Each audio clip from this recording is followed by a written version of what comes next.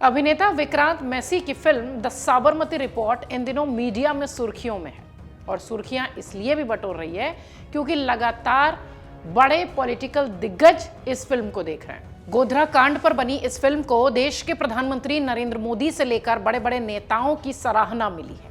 इतना ही नहीं, इस फिल्म को देश के कई राज्यों में टैक्स फ्री भी किया गया है ताकि दर्शक इसका लुत्फ कम बजट में भी उठा सकें। द साबरमती रिपोर्ट क्या है इस फिल्म में जिसकी चर्चा हो रही है? क्या है इस फिल्म में जिसमें एक खेमा इसकी तारीफ में लगा हुआ है और दूसरा खेमा इसकी आलोचना कर रहा है?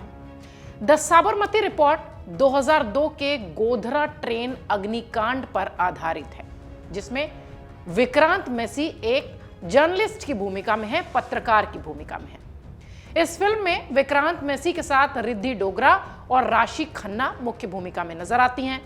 फिल्म का निर्माण एकता कपूर की कंपनी बालाजी मोशन पिक्चर्स ने किया है। 15 नवंबर को यह फिल्म रिलीज हुई। रिलीज से पहले भी चर्चा में थी और रिलीज के बाद भी। द साबरमती रिपोर्ट को उत्तर प्रदेश, मध्य प्रदेश, गुजरात, छत्तीसगढ़, राजस्थान और हरियाणा में टैक्स फ्री कर दिया गया है। हालांकि इस फिल्म की शुरुआत थोड़ी धीमी रही, लेकिन कुछ राज्यों में इसे टैक्स फ्री किए जाने के बाद इसकी कमाई में भी सुधार आया है। प्रधानमंत्री नरेंद्र मोदी ने हाल ही में रिलीज हुई फिल्म द साबरमती रिपोर्ट की तारीफ करते हुए कहा कि सच्चाई सामने आ रही है जिसे आम लोग देख पाएंगे। 2002 में गोधरा ट्रेन त्रासदी से पहले की घटनाओं पर विक्रांत मैसी की जो अभिनीत ये फिल्म है, एक सोशल मीडिया पोस्ट पर प्रतिक्रिया देते हुए कहते हैं कि पीएम मोदी ने सोशल मीडिया प्लेटफॉर्म पर पोस्ट कर कहा, वो ठीक कहा, ये अच्छा है कि ये सच्चाई सामने आती रहे और वो भी एक तरह से जिसे आम लोग देख सकते हैं। एक फर्जी कहानी केवल सीमित समय तक चल सकती है, आखिरकार तथ्य हमेशा सामने आते हैं। ये पीएम मोदी की जो पोस्ट है उसको विक्रांत मैसी ने रीपोस्ट करते हुए ये बात कही। पीएम मोदी के इस पोस्ट के बाद द साबरमती रिपोर्ट की जमकर चर्चा होने लगी। इसके बाद एक बार फिर से गोधरा कांड चर्चा में आ गया। अब आपको बताते हैं कि 2002 का गोधरा ट्रेन अग्निकांड आखिर है क्या, उसकी पूरी कहानी क्या है, जो अब फिल्म के जरिए जब सामने आ रही है तो उसकी इतनी चर्चा हो रही है, अच्छाई के संदर्भ में भी और बुराई के संदर्भ में भी। गोधरा ट्रेन अग्निकांड जिसके कारण 2002 में गुजरात में दंगे हुए, उससे एक तरीके से कह लीजिए कि वो देश के इतिहास का काला धब्बा था। साल 2002 में गुजरात के गोधरा कांड के बारे में शायद ही कोई ऐसा होगा जो नहीं जानता होगा। इस पूरे मामले में पड़ताल कम और राजनीति ज्यादा हुई। गुजरात में हिंदू मुस्लिम दंगों के लिए जो उपद्रव हुए, उपद्रव से उबरने में देश को कई साल लगे, लेकिन राज्य में ऐसी कई कहानियां हैं जो घटना की भयावहता को याद दिलाती हैं, जो कि इस फिल्म के जरिए पर्दे पर लाकर आम लोगों तक सच्चाई बताने की कोशिश निर्देशक ने की है, अभिनेता ने की है। 27 फरवरी 2002 की वो सुबह तकरीबन घड़ी में बजे थे 7:45। मुजफ्फरनगर से निकली साबरमती एक्सप्रेस गोधरा पहुंचने वाली थी। ट्रेन करीब 4 घंटे की देरी से चल रही थी। अहमदाबाद जा रही ट्रेन में कम से कम 2000 कार सेवक अयोध्या से सवार हुए। ये सभी विश्व हिंदू परिषद के बुलावे पर पूर्णाहुति महायज्ञ में भाग लेने के लिए अयोध्या गए थे। ये महायज्ञ राम मंदिर आंदोलन का एक हिस्सा था। साबरमती एक्सप्रेस गोधरा स्टेशन पर पहुंची ही थी कि सैकड़ों की संख्या में भीड़ ने इस ट्रेन पर बोगी पर धावा बोल दिया। स्लीपर की बोगी S6 कोच से बाहर आग दिखाई देने लगी क्योंकि कोच को जला दिया गया। कोच में सवार 59 लोगों की जलकर मौत हो गई। इसमें 27 महिलाएं और 10 बच्चे शामिल थे। ट्रेन में सवार 48 अन्य यात्री भी घायल हो गए। गोधरा में ट्रेन जलाए जाने की भयानक घटना का परिणाम पूरे राज्य में हिंसक दंगों की शक्ल में नजर आया।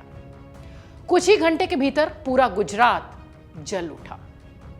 केंद्र सरकार ने 2005 में राज्यसभा को बताया कि दंगों में 254 हिंदुओं और 790 मुसलमानों की जान गई और तकरीबन 223 लोग लापता हैं। हजारों लोग घरों से बेघर हुए इस दंगे में। नरेंद्र मोदी को गुजरात का सीएम बने साल भर भी नहीं हुआ था। तत्कालीन मोदी सरकार ने एक जांच आयोग का गठन किया। उस आयोग में जस्टिस जीटी नानावटी और जस्टिस केजी शाह शामिल थे। आयोग ने अपनी रिपोर्ट में कहा कि मारे गए 59 लोगों में से अधिकतर कार सेवक थे। कांग्रेस के नेतृत्व वाली यूपीए सरकार ने जस्टिस यूसी बनर्जी की अध्यक्षता में एक अलग जांच आयोग का गठन किया। इस आयोग ने 2006 में रिपोर्ट सौंपी और इस घटना को एक दुर्घटना बता दिया था। सुप्रीम कोर्ट ने रिपोर्ट को असंवैधानिक और अमान्य करार देते हुए खारिज किया, जो कि ठीक था। इसके बाद सुप्रीम कोर्ट ने एक विशेष जांच दल का गठन किया। आयोग द्वारा अपनी जांच पूरी करने से पहले ही मार्च 2008 में जस्टिस केजी शाह की मृत्यु हो गई। उनकी जगह जस्टिस अक्षय एच मेहता ने ली। जस्टिस नानावटी और जस्टिस अक्षय मेहता ने उसी साल नानावटी शाह आयोग की अंतिम रिपोर्ट पेश की, जिसमें ट्रेन में आग लगाने की घटना को साजिश बताया गया। साजिश, एक बड़ी साजिश, जिसमें कि बोगी को आग लगाकर मारने की जो कोशिश यात्रियों के साथ की गई थी, वो कोई दुर्घटना नहीं थी, वो साजिश थी। गोधरा कांड और उसके बाद भड़के दंगों ने भारत की राजनीति को हमेशा हमेशा के लिए बदल डाला। इस पूरे मामले में अदालती कार्रवाई जून 2009 से घटना के 8 साल बाद शुरू हुई। सोचिए, 2002 की घटना के बाद 2009 में कोर्ट के मामले शुरू हुए, अदालती कार्रवाई शुरू हुई। स्पेशल एसआईटी कोर्ट ने 1 मार्च 2011 को 31 लोगों को दोषी ठहराया। 11 को मौत की सजा मिली और 20 को आजीवन कारावास की सजा। अदालत ने इस पूरे मामले में 63 लोगों को बरी भी किया। एसआईटी कोर्ट ने उन आरोपों से सहमति जताई कि ये अनियोजित भीड़ द्वारा की गई घटना नहीं, बल्कि साजिश के तहत की गई बड़ी घटना थी। 31 दोषियों को भारतीय दंड संहिता यानी आईपीसी की धारा के तहत आपराधिक साजिश, हत्या और हत्या के प्रयासों के तहत दोषी ठहराया गया। गुजरात सरकार ने बाद में आरोपियों को बरी किए जाने पर सवाल उठाए। जिन्हें दोषी ठहराया गया, उन्होंने भी गुजरात हाईकोर्ट में अपील की।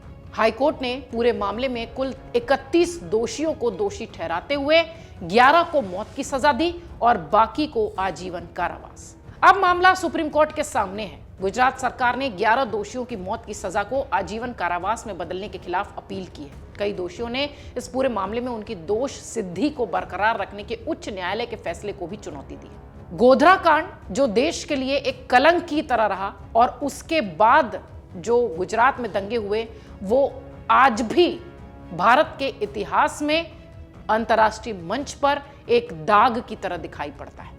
लेकिन द साबरमती रिपोर्ट फिल्म आने के बाद इस पर जमकर सियासत हो रही है और एक बार फिर ये गोधरा कांड सुर्खियों में है। अगर आप ये वीडियो YouTube पर देख रहे हैं तो हमारे चैनल को सब्सक्राइब कर बेल आइकन दबाएं, और Facebook पर देख रहे हैं तो हमारे पेज को लाइक करें। 8 मिलियन प्लस सब्सक्राइबर, आपके इस भरोसे के लिए बहुत धन्यवाद।